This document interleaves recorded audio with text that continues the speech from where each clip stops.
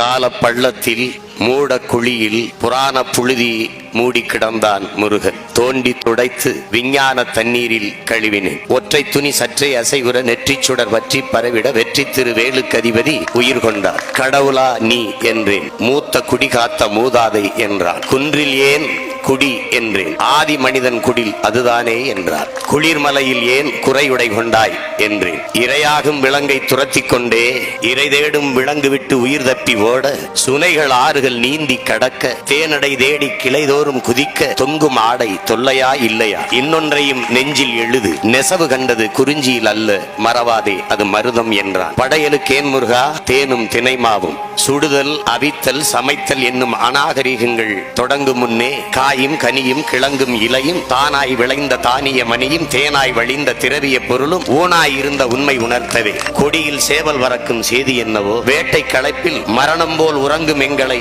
அதிகாலையில் எழுப்பும் முதல் பறவை அதுதானே என்றார். கல்லாயுதம் தோற்ற விடத்து வேலாயுதம் கண்ட முதல் மனிதன் நான் என்றார். வேலின் தொழில்கள் விளம்பக்கேன்.